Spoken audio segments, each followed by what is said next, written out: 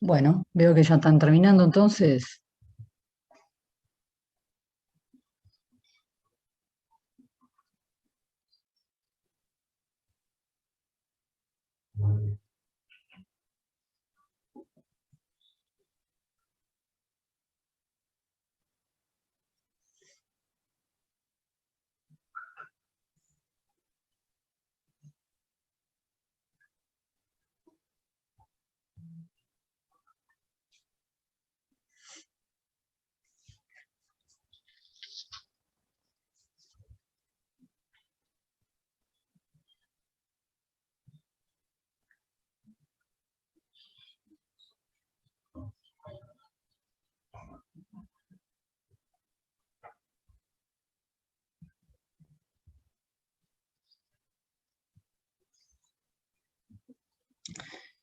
Bueno, chicos, entonces vamos empezando con la primera pregunta.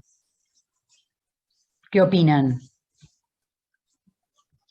Hola, profe. Hola.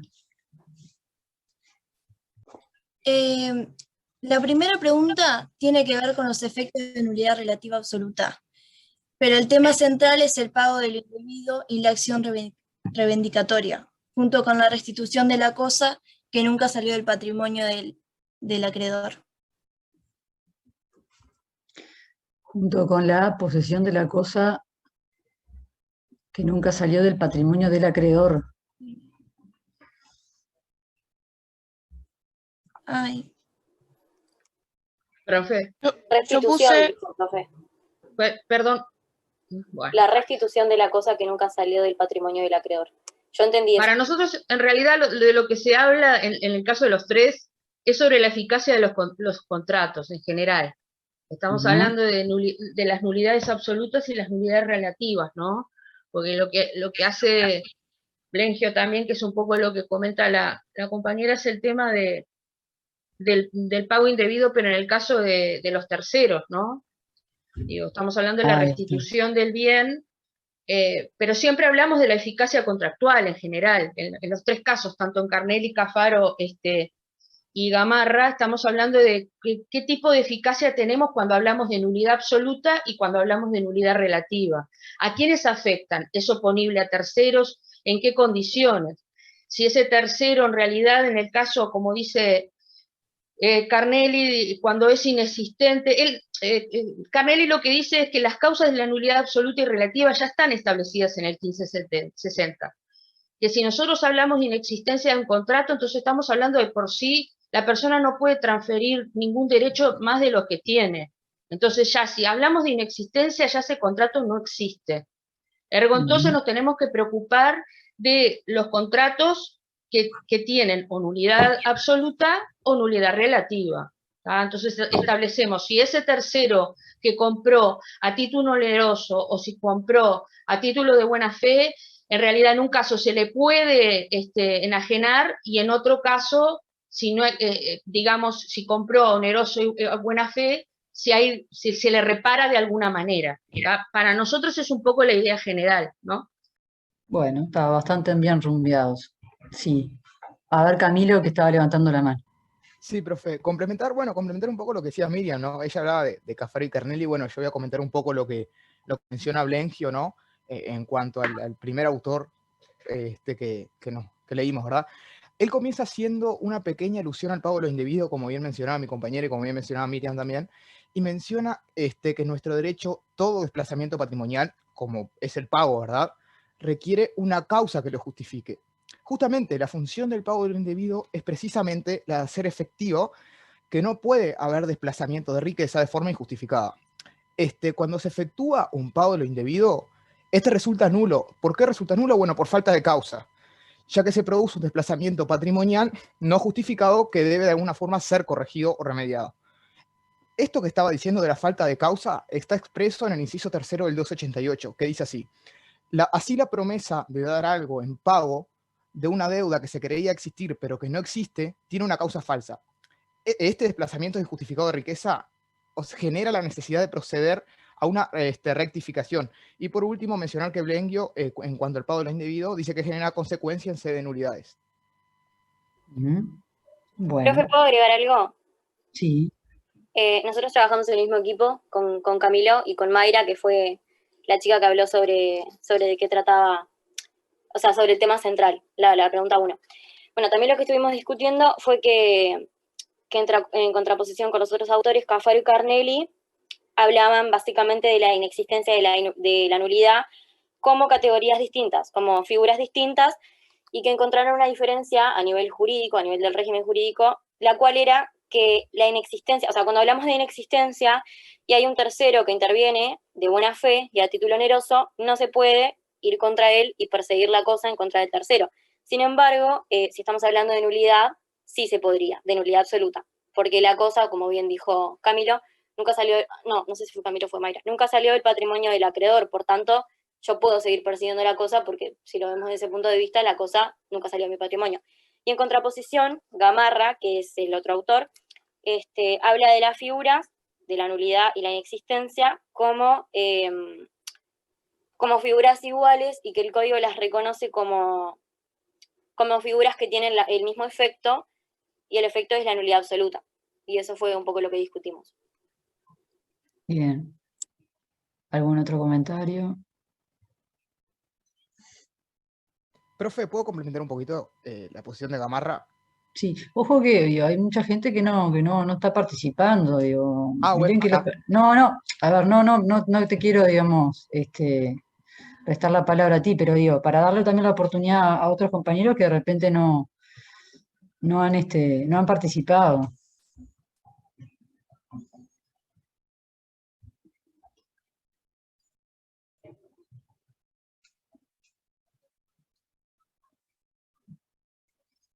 Miren, muchachos, que las participaciones orales son importantes.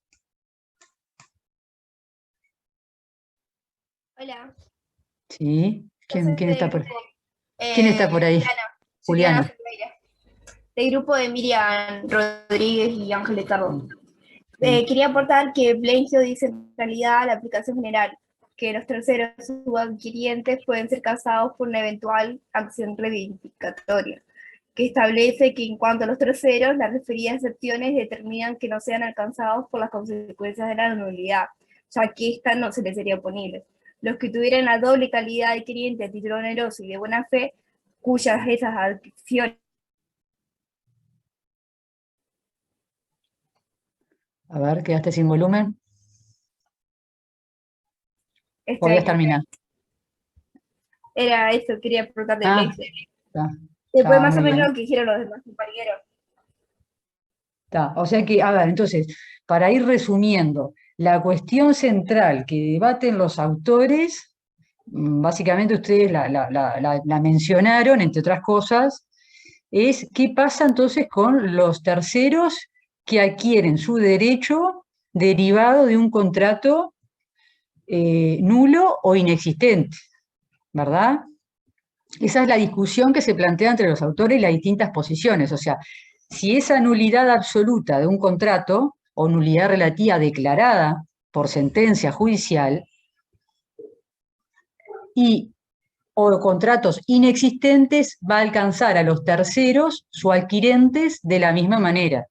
Cuando hablamos de terceros o adquirentes, estamos hablando de aquellos que adquieren su derecho, por ejemplo, compran un bien de aquel que lo había adquirido a través de un contrato nulo o un contrato inexistente. Decimos adquirido entre comillas, ¿verdad? Porque sabemos que, como ustedes dijeron, los contratos nulos o inexistentes no producen efectos, no producen obligaciones. Pero alegando la existencia de ese título nulo o inexistente que el tercero podía no conocer, el tercero adquiere ese bien desconociendo, supongamos que desconocía que su cocotratante ejercía un derecho basado en un contrato nulo y entonces luego se ve enfrentado a una acción reivindicatoria del verdadero propietario. Eso es un poco el nudo de la cuestión. Sí, Miriam. En el caso de Carnelli, capaz, que yo obviamente sin capaz tengo la duda, que él plantea que en el caso de inexistencia estamos hablando de que igual genera una relación obligatoria, que él habla de una relación, ellos hablan de una relación cuasi contractual, O sea, y ahí yo enlacé con lo que plantea Blegio del pago lo indebido, ¿tá? Que él habla de que, ellos hablan de que hay una diferencia con la nulidad absoluta, o sea, que deja como un rastro en la inexistencia, que si bien nosotros podemos decir, bueno, partimos de la base de que el contrato no existió, pero igual de todas maneras el tercero tiene cierta, o sea, generó alguna cosa, algún rastro, y esa persona en realidad tiene alguna forma de repararlo. No sé si se entiende lo que digo y si es correcto lo que estoy diciendo. O sea, como que igual en este caso, aunque nosotros partimos de la base que el contrato es inexistente, yo diría, bueno, si no existió algo, yo no puedo dar más derecho de lo que tengo, como dicen ellos. Pero acá lo que dice para mí Cafera y Carnelli es, no, pará, o sea, cuando el hecho de que no exista un contrato, igual genera, en el caso de ese tercero que compra a título oneroso y de buena fe, genera alguna reparación. Esa es mi duda.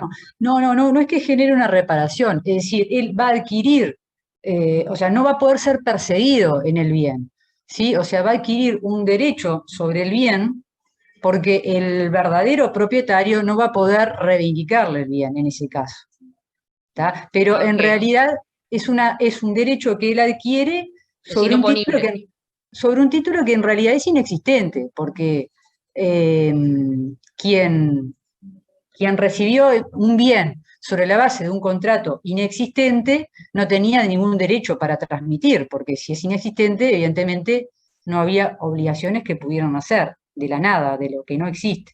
Sin embargo, el código decide proteger en esos casos al tercero que adquiere respecto de aquella persona que a su vez había adquirido, entre comillas, sobre la base de un contrato que no existía. ¿Tá? Pero siempre, evidentemente, que esté de buena fe, o sea, que él desconociera esa situación. Pero, ¿y en qué se basa? ¿Cuál es el argumento principal en la tesis cuál es el argumento de derecho positivo en que se apoya la tesis de Cafaro y Carnelli? En el artículo 1560, que establece para ellos la nulidad absoluta en la tesis de Cafaro y Carnelli, ¿no? Sí, eso. Porque ustedes hablaron de cuasicontrato de pago de lo indebido, ¿verdad? Ellos dicen, bueno, acá cuando el contrato es inexistente vamos a las reglas del pago de lo indebido porque en realidad se está pagando, o sea, se está cumpliendo algo sobre la base de un título inexistente. Es decir, como bien decía... 13-18 incluso. Exacto, del 13-18, ¿no? Como decían ustedes, o sea, no hay causa. Pago indebido en el 13-18. Perdón que la pito. No hay causa, no hay título, porque el contrato no existe, por ende no hay causa, no hay título. Causa es como un sinónimo de título, ¿verdad? Entonces, el tercero adquiere de alguien que no tenía título para a su vez adquirir. Entonces, ese sujeto que no tenía título le transmite, en realidad no le podía transmitir nada. Sin embargo, el código, la ley en el 1318 decide igualmente amparar a ese tercero que le adquirió a alguien que no podía transmitirle ningún derecho porque no tenía título que le permitiera justificar la existencia de un derecho o la titularidad de un derecho a su favor. Bien, entonces ellos se vayan, como argumento de derecho positivo, van al artículo 1318 en sede de pago indebido. Es decir, claro, porque ellos hablan incluso de que en el caso de que sea gratuito, entonces no corre. Claro, en lo que están todos de acuerdo los autores es que los terceros sí se van a ver estamos hablando de terceros o adquirentes, ¿verdad? Que derivan su derecho de un título antecedente, de un antecedente, ¿no? De un título anterior que alguien pretende transmitirle. ¿Bien? O sea, alguien pretende transmitir un bien invocando un título, un contrato que es o nulo o inexistente. Y el tercero entonces adquiere ese bien de parte de ese otro sujeto que invocó un título que era nulo o inexistente. Esa es la hipótesis, ¿verdad? Ahora bien, si ese tercero que adquiere, denominado tercero su adquirente, o también denominado sucesor a título particular, estaba de mala fe o adquiere a título gratuito, ahí los tres autores coinciden en que se ve alcanzado por el verdadero propietario, ¿bien? Por lo que se denomina el enajenante original. O sea, el que le había enajenado, aquel que a su vez le transmite el bien a este tercero. Ahí está. Ahí no hay ningún tipo de discusión. La discusión se plantea con el caso de los terceros o adquirentes a título oneroso y de buena fe. Y entonces ahí la posición de Gamarra está enfrentada con la posición de Cafaro y Carnelli. Porque ¿qué dice entonces Gamarra? Más o menos quedó clara la posición de Cafaro y Carnelli, ¿no? Pero ¿qué dice Gamarra?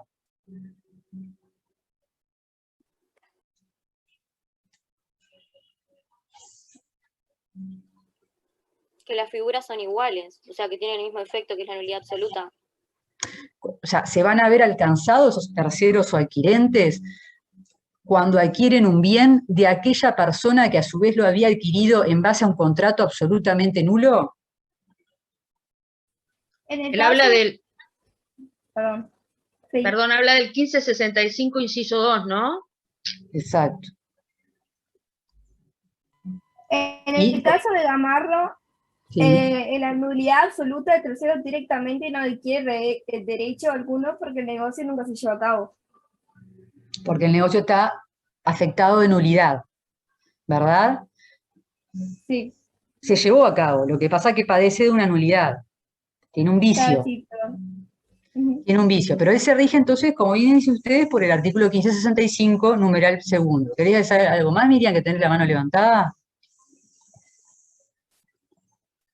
No, perdón, me olvidé de bajarla. No. Claro, entonces, si usted, ¿qué pasa? El artículo 1565, que mañana cuando se vea simulación lo van a volver a ver, plantea justamente, si ustedes van al 1565, el numeral 2, el 1565 habla de los efectos de la nulidad absoluta, ¿verdad? Y el punto 2, el numeral 2, se refiere a los terceros. ¿Qué pasa con los terceros? Que que adquirieron un bien de alguien que había celebrado un contrato absolutamente nulo. ¿Qué pasa con esos terceros? ¿Se los protege o no se los protege? Pero esa es mi duda. En el caso de Gamarra, él dice que no se adquiere derecho alguno, ¿no? Él dice que hay una ineficacia completa de un negocio que no existe directamente, ¿no? Porque él lo que pasa es que equipara inexistencia con nulidad absoluta. Él dice, bueno, en el ámbito de nuestro derecho no hay, si bien se lo puede distinguir conceptualmente, pero en el ámbito del derecho positivo eso es irrelevante porque se rigen por las mismas reglas. Eso es un poquito, en resumen, lo que él plantea, ¿no?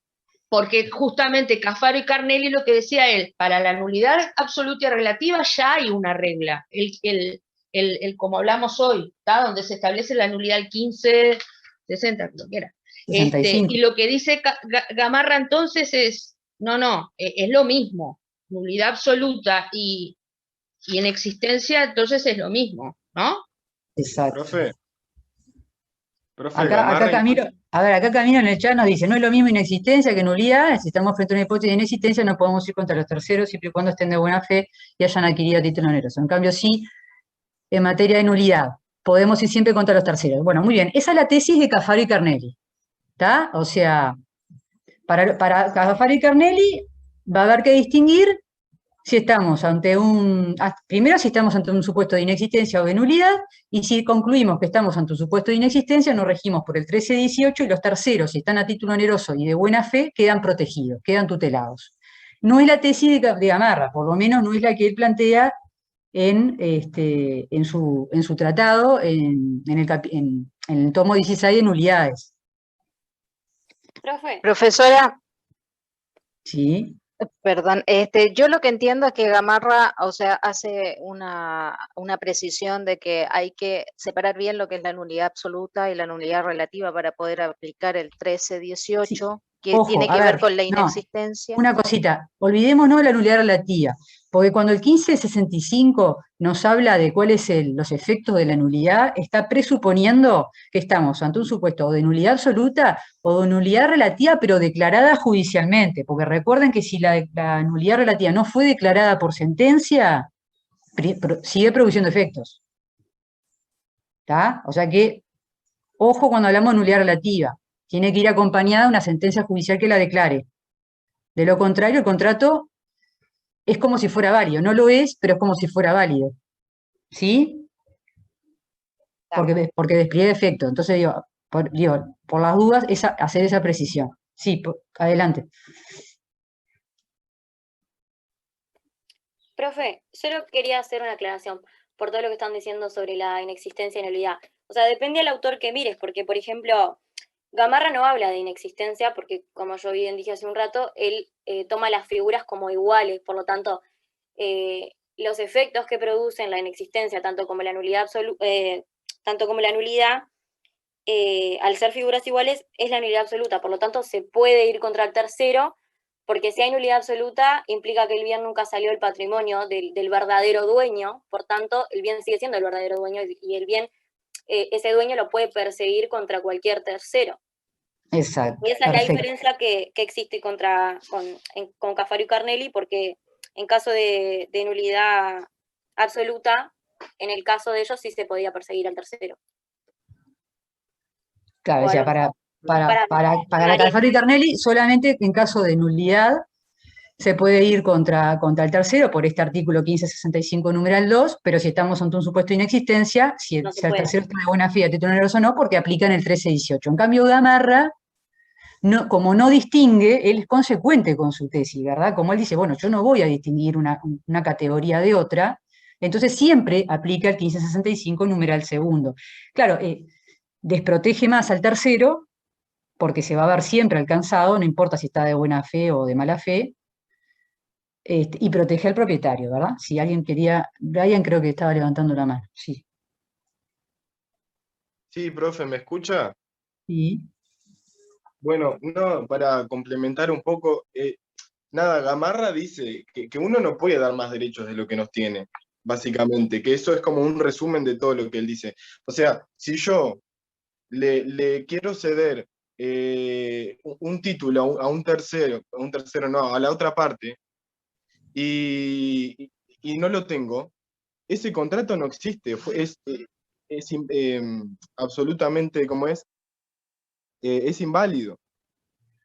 Entonces, va a terminar con la nulidad absoluta. Entonces, si el otro incluso vendiere ese derecho que supuestamente está en posesión ahora, al final no va a haber ningún derecho que el tercero hubiese adquirido. Incluso, dice Gamarra, el vendedor podría iniciar una acción reivindicatoria porque el derecho nunca salió de su patrimonio. Exacto. Ahora, ¿cuál es la variante que introduce acá Blenjo, que viene un poco a ser el centro de la discordia, ¿no? Entre las dos posturas.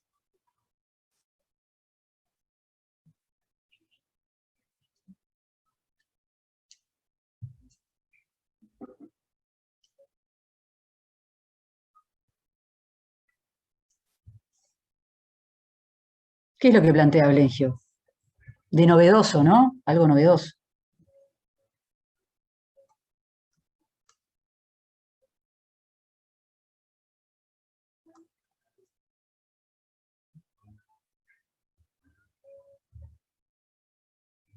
Acá me dice, el resumen de camino de pago indebido. Bueno, pero a ver, ¿qué pasa? ¿Cómo él entiende entonces esta regla del pago indebido del 1318? ¿Él la restringe a los supuestos de inexistencia, como hacen Cafaro y Carnelli? ¿O la extiende? No, profe, él va a los de validez, ¿no? Porque él habla de la falta de causa en cuanto a al pago del indebido, ¿no? Pero, ¿qué dice? Él dice, bueno, este 1318, ¿está de acuerdo él con la posición de Cafaro y Carnelli? ¿Qué les pareció a ustedes?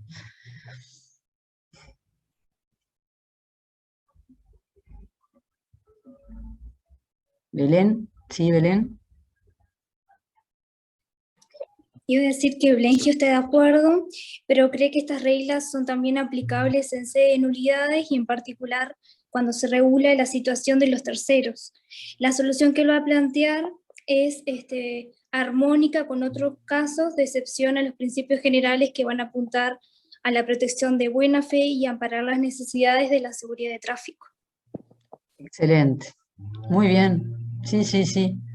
Es así. O sea que entonces él, en definitiva, no está de acuerdo con ninguno de los dos, ¿no? Con ninguna de las dos tesis. y en procura, en el afán de amparar a todos los terceros de buena fe a título oneroso, dice, bueno, este 1318 lo podemos extender como solución, no solamente a los casos de inexistencia, sino también a los casos de nulidad. ¿Y en qué texto legal se basa él?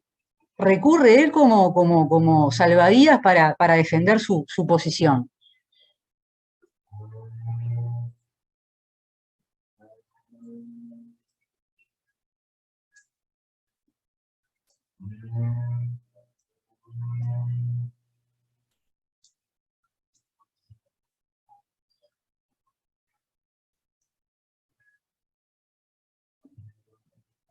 Porque claro, muy lindo, ¿no? Digo, alegar una teoría, pero también tenemos que darle un sustento legal. Profe, capaz que Sí. lo que voy a decir está mal, pero no se fundamenta en el Código Civil, en los artículos que tienen que ver con el pago y lo indebido, por la injustificación que hay al desplazar o sea, para que me voy a ordenar un poco. En el desplazamiento que hay patrimonial que no está justificado. ¿No tiene que ver con eso? Sí, siempre estamos hablando, ya sea contrato nulo o contrato inexistente, el desplazamiento patrimonial no va a estar justificado, ¿verdad? Porque o el título está viciado de nulidad o el título es inexistente. Pero él se basa muy ingeniosamente, ¿verdad? Porque hay que reconocerlo, que Bleich allí utiliza su ingenio y se agarra de alguna palabrita del código para decir, bueno, esta solución que nos da Caffarel Kernel es muy buena, pero también sería bueno que se aplique para los casos de nulidad. Pero en el caso del 316, lo de las obligaciones cuando dona... No, ya lo vimos, el 1565, en el inciso segundo. Ustedes vieron cómo está redactado este inciso segundo, porque dice, la nulidad judicialmente declarada da también acción reivindicatoria contra terceros poseedores, ¿verdad? Claro, ¿qué pasa? ¿Cuál es el tema? Y por eso Gamarra dice, no, pero cuando hay nulidad, los terceros todos se van a ver alcanzados por esa nulidad y se van a ver afectados. Porque no distingue entre buena fe y mala fe. Vieron que dice terceros poseedores, nada más. Pero después dice, sin perjuicio de las excepciones legales.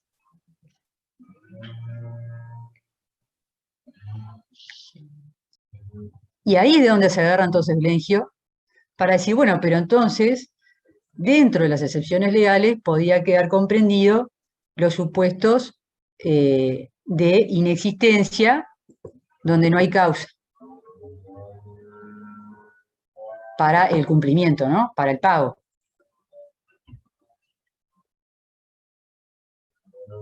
A ver, ¿Vieron eso me quedó ¿vieron la vuelta de tuerca que él hace, no? No, a ver. Claro, es decir, por las reglas de las nulidades, artículo 1565, todos los terceros, una vez declarado nulo un contrato, van a quedar alcanzados, ¿bien? Si yo compré un bien y mi vendedor, a su vez, lo había adquirido por un contrato absolutamente nulo, perfectamente ese vendedor originario que celebró ese contrato absolutamente nulo, podría luego reivindicármelo, ¿verdad? En eso estamos de acuerdo todos. Y devuelve la cosa, sí.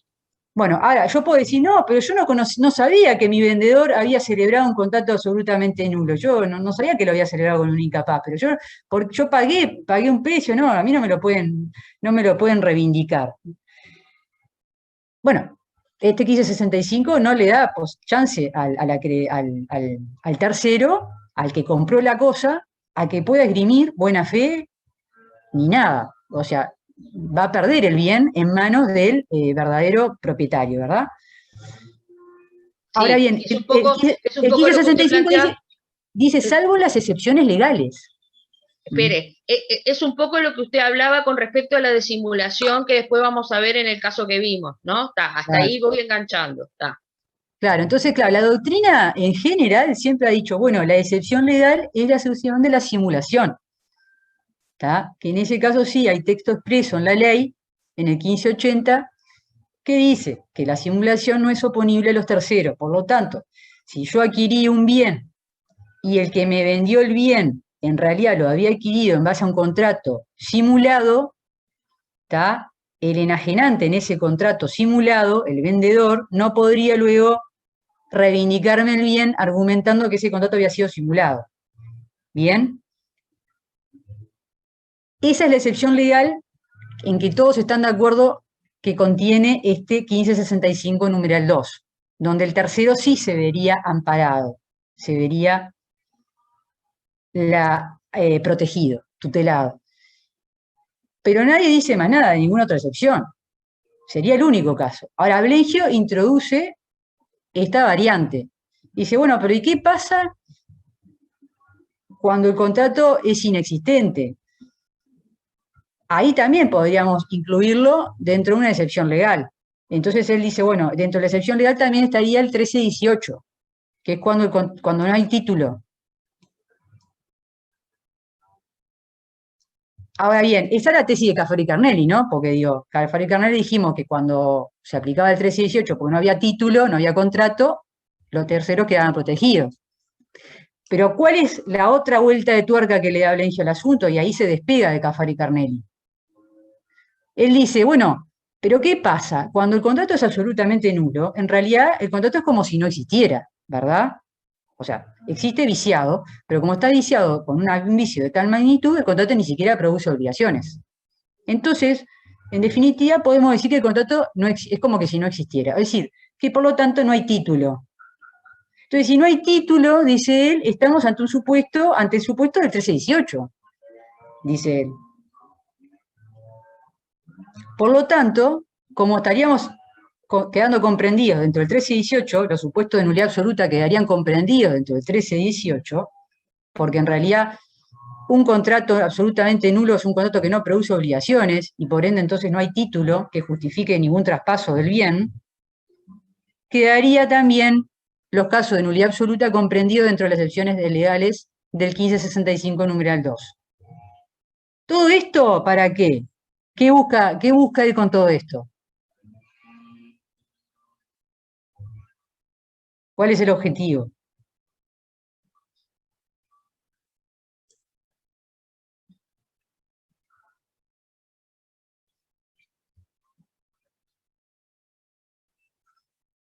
Tutelar a los terceros de buena fe, a título oneroso, aún en los casos de contrato absolutamente nulo. ¿Verdad? Porque si íbamos a la letra fría del 1565, dijimos que en caso de nulidad, los terceros no están protegidos. ¿Verdad? Profe, una pregunta. Sí. Pero, por ejemplo, en el caso de la simulación es lo mismo, también se busca proteger a un tercero, por ejemplo, acreedor. Sí. Porque el simulante lo que hace es tratar de forma inexistente de enajenar un bien que realmente sigue estando a nombre de él, por ejemplo. Es un contrato que en realidad lo que hace es tratar de disuadir. Claro, pero en la simulación, ahí no hay problema, porque están todos de acuerdo que está dentro de la excepción legal que figura en el 1565 numeral 2. Aparte hicieron un acuerdo simulatorio, ¿no? O sea, claro. Ahí el tercero está tutelado. Sí, pero ahí el tercero, pero ahí hay un texto legal. Acá no hay discusión en la doctrina. O sea, que acá está dentro de las excepciones legales del 1565 y el tercero queda tutelado. Ahí no hay discusión. El tema de Blengio dice, bueno, pero ¿qué pasa con los otros terceros? Saquemos el caso de la simulación. Un contrato absolutamente nulo por cualquier otra causal.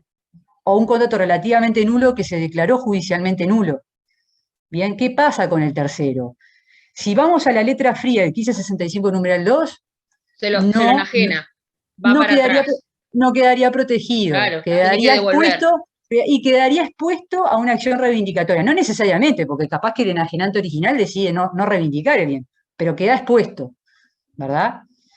En cambio, y en eso estaban todos de acuerdo, porque Caffaré y Carnelli no se metían en el tema de nulidad, ¿recuerdan? Se mete solamente en los casos de inexistencia. Entonces ahí, tanto Gamarra como Caffaré y Carnelli estaban de acuerdo que si era nulo el contrato, los terceros quedaban desprotegidos. Entonces, como forma, digamos, de alguna manera, en procura de tutelar a terceros también en las hipótesis de nulidad, Blengio dice, bueno, en realidad podemos llegar a sostener que este 1318 no solamente se aplica a los contratos que Caffaré y Carnelli dicen que son inexistentes, sino también a los contratos nulos, porque para él también aquí habría un supuesto de falta de título. O sea que él de alguna manera también diría, bueno, en estos casos también hay inexistencia. ¿Está? Si bien él no acepta la categoría de la inexistencia, pero lo asimila en el sentido que dice, bueno, también cuando un contrato es absolutamente nulo, no hay título que justifique ningún traspaso del bien. Bien, entonces quedarían comprendidos dentro de esta excepción legal que menciona el 1565. Y de esa manera, entonces, para él, dice, bueno, los terceros suadquirentes a título oneroso y de buena fe también quedan amparados en hipótesis de contratos nulos. ¿Tá? Es una posición, bueno, novedosa, no sé si tiene mucho predicamento. Cafera sí la sigue en su manual, si ustedes leen el manual de él la sigue, aunque, bueno, podría llegar a tener sus reparos, ¿no? Digo, el objetivo es loable, porque lo que busca aquí es tutelar a un tercero que podía desconocer que había un contrato que antecedía a su contrato que estaba viciado de nulidad. Porque claro, el argumento que da Blengio y también lo sigue Cafera es decir, bueno, podríamos ponernos a pensar en la tesis de Cafero y Carnelli, el tercero que ante un contrato inexistente quedaría más tutelado que un tercero que adquirió sobre la base de un contrato nulo. ¿Verdad? Y en realidad podemos... Claro, es decir, en la tesis de Cafero y Carnelli, ¿quiénes son los terceros que quedan tutelados? Únicamente los que derivaron su derecho de un contrato inexistente, ¿verdad? Por el 1318. Exacto. Pero no quedan tutelados sobre la base de un contrato nulo. Entonces dicen estos autores, tanto Brengio como Cafera, dice, bueno, parece una incoherencia decir que un tercero puede estar más tutelado, más protegido, en caso de un contrato inexistente, que en caso de un contrato nulo, que de última, si bien es nulo, existió. Tratando de buscarle la inconsistencia a la tesis de Cafero y Carnelli, ¿verdad? Ahora, bien, puede dar para mucho esto, yo creo que, a mi modo, no sé, digo, así, reflexionando en voz alta, quizás es darle una extensión al 1565 numeral 2, que no es la pensada por el legislador, ¿no? Porque quedaría, de alguna manera quedaría un poco desnaturalizada esta disposición, porque entonces, en definitiva, las excepciones legales quedarían reducidas a aquellos casos donde el tercero adquiere a título gratuito y de buena fe, y de mala fe, perdón. De mala fe. Exacto. Dejaría, ya parece como que dejaría de ser una excepción, ¿no? Y otra cosa... Sí, porque aparte si él dice después que acá en el 318 se establece lo de la donación, y en el 1316, digamos que eso también estaría regulado, ¿no? Claro, sí, la donación tiene algunas disposiciones particulares, ¿no? Otra cuestión que a mí se me planteó, ojo, miren que se los comento a ustedes, pero en realidad, digo, se me ocurrió a mí leyendo de todos los trabajos de estos autores. Yo digo, bueno, ¿qué pasa con las disposiciones sobre prescripción adquisitiva? Porque también hay que compatibilizarla con las disposiciones sobre prescripción adquisitiva, porque los bienes no solamente se adquieren por modo derivado, que serían estos los supuestos que estamos mencionando ahora, cuando el tercero adquiere de modo derivado, ¿verdad? Adquiere de parte de otro sujeto que a su vez había adquirido el bien y le transmite o pretende transmitirle un derecho. Pero, claro, pero también se puede adquirir un bien por otro modo, que es el modo prescripción adquisitiva. Y a mí se me ocurrió pensar, digo, bueno, pero en estos casos, entonces en definitiva, se está un poco desvirtuando también las disposiciones sobre prescripción adquisitiva, donde el tercero puede haber adquirido porque... Tiene más derecho que el poseedor, digamos, porque es prescripción, el derecho a título oneroso de buena fe, entonces tiene más derecho que el que esgrime el derecho de prescripción, ¿no? Claro, claro, porque en definitiva con esta tesis yo digo, pero entonces, si yo esgrimo que el título que antecedió a mi contrato era nulo, ¿verdad? Pero que estoy de buena fe, voy a adquirir a non domino, ¿verdad? Porque adquiero de quien no era el propietario, pero en definitiva adquiero el bien, lo adquiero automáticamente. Me hacen tradición ¿verdad? Y adquiero el bien. Ahora bien, aquel que tenía, estábamos siempre hablando de que el título es inválido, es nulo, y en cambio aquel que, por ejemplo, una venta de cosa ajena, bien, yo vendo algo que no es mío, pero la venta es válida, ¿verdad? Simplemente que no puedo hacer traición de la cosa. Pero esa persona que adquiere de quien no es propietario puede adquirirlo por el modo de prescripción adquisitiva. Ahora, el título era válido, no era nulo. Yo puedo ir a la regla de la prescripción adquisitiva para adquirirlo por el transcurso del tiempo.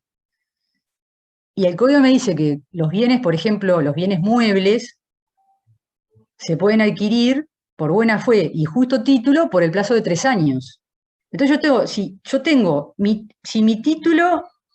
el título o el antecedente de mi título era un contrato válido, porque el que me lo enajenó no era el propietario, pero me lo enajenó en base a un contrato válido, ¿verdad? Porque la compraventa de cosa ajena es válida y es eficaz, genera obligaciones. Lo que sucede es que no voy a poder hacer la tradición. Entonces, yo como tercera su adquirente, adquiero de quien no era el propietario en base a un título válido, un justo título, dice el código.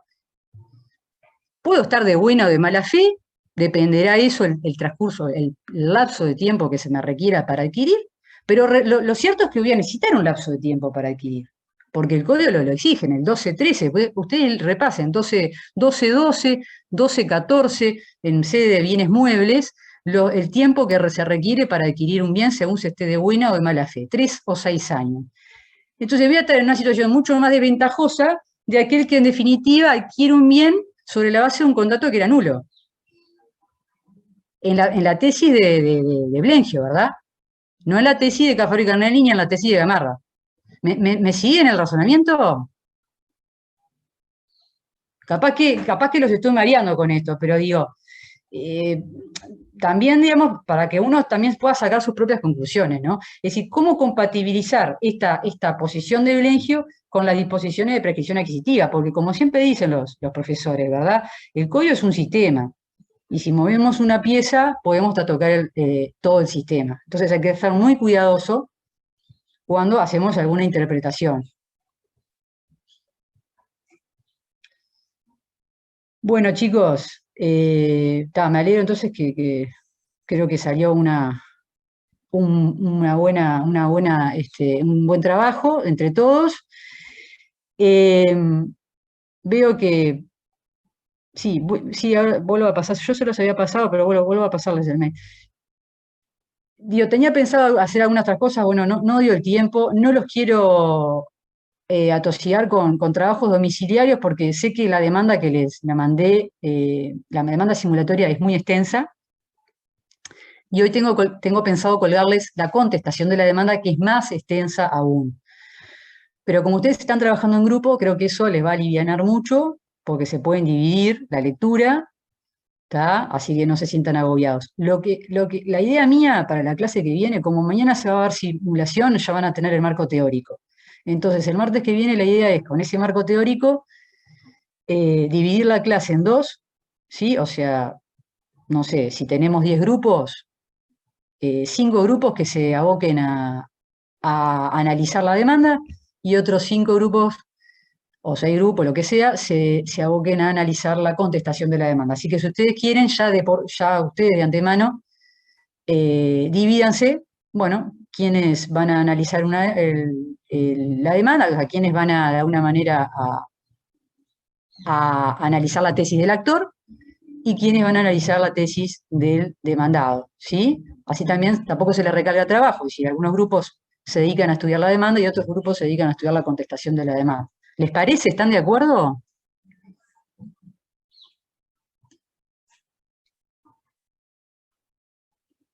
Bueno, está. Así que no se asusten cuando vean la contestación, porque hasta yo me asusté cuando la leí, pero digo, si son grupos de 4, o sea, no van a tener inconveniente, se van dividiendo en partes, y listo, ¿tá? Ustedes pueden entonces comunicarse entre ustedes para dividirse entonces el trabajo. Me quedo tranquila en ese sentido. Bueno, arriba Perdón, y... Sí, Perdón, antes de cerrar, el sí. grupo nuestro tiene inquietud con respecto al tema para la elección del trabajo final. Sí. No sé si nos puede dar alguna pauta de algún tema, no sé si los temas los elegimos nosotros, usted nos da una No, no, batería no, de no. temas. No, yo ya les había planteado que los módulos están divididos en tres y son el que ya vimos, estructura y clasificación de contratos, ahora el que vamos a empezar, que es simulación, y el tercer módulo va a ser cláusulas abusivas, básicamente en las relaciones de consumo, ¿no? Que es donde está regulado. Así que sobre alguno de esos tres módulos pueden elaborar el trabajo. Pueden elegir el tema en forma genérica o pueden elegir algún tema más puntual dentro de cada uno de los módulos. El trabajo, no quiero que tenga mayor extensión, básicamente más o menos unas 10 carillas, lo pueden hacer grupal, lo pueden hacer individual, así que bueno, pueden elegir algún tema chiquitito dentro de uno de los módulos, a veces es lo más conveniente, ¿no? Para no irse tanto por las ramas y apuntar a algo específico, pero también pueden elegir algo más genérico, siempre dentro de esos tres temas. Profe, y cuando elijamos el tema, ¿le podemos consultar sobre bibliografía o enviamos a la biblioteca? Sí, yo digo, en lo que los pueda ayudar, digo, no tengo ningún inconveniente, digo, si tengo material se los puedo enviar y bueno, y si no, no sé si la biblioteca está abierta, supongo que sí, ¿no? La verdad que desconozco. Pero sí, me pueden consultar, sí, alguna bibliografía, sí, no hay ningún problema. Yo siempre recomiendo, digo, que los trabajos, los temas cuando se eligen que no sean tan genéricos, ¿no? Digo, que sea siempre apuntar a algo más específico y también está bueno profundizar en algún tema puntual. Sí. ¿Alguien quería decir algo? No, que me había ido del Zoom, profe, disculpe. Por eso no, estábamos hablando en el WhatsApp porque no entendía nada. Discúlpeme.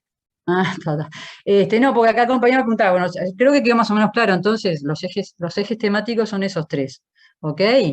Bueno, chicos, hasta la próxima, que pasen buen fin de Profe, semana. la sentencia entonces que había que analizar, ¿se la mandamos por correo? ¿Se la mandamos por dónde? ¿O la analizamos la clase que viene? Lo de simulación, lo que mencionamos.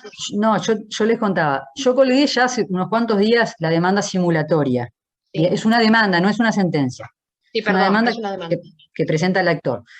Ahora le voy a colgar no se las quise colgar enseguida las dos porque se iban a morir, ¿viste? Se iban a acordar de toda mi familia. Entonces se las fui colgando de a poco. Ahora le colgué la demanda, ahora en un rato les cuelgo la contestación. Ustedes se dividen entre ustedes. ¿Quiénes van a analizar la demanda? A mí me gustaría dividir la clase en dos, que algunos grupos analicen la demanda y otros grupos analicen la contestación. Bien, así también no lo sobrecargo a ustedes, leyendo todo. Si lo quieren leer todo, fantástico, pero digo, ¿está? Pues nosotros ya la teníamos medio armado ayer, por eso le decía hoy, si le mandábamos un borrador o directamente lo analizamos en la clase que viene. Lo vamos a analizar en clase y quizás yo después sí les pida que me manden algunas conclusiones de lo que un poco hablemos en clase. Arma. Ok, gracias. Chau.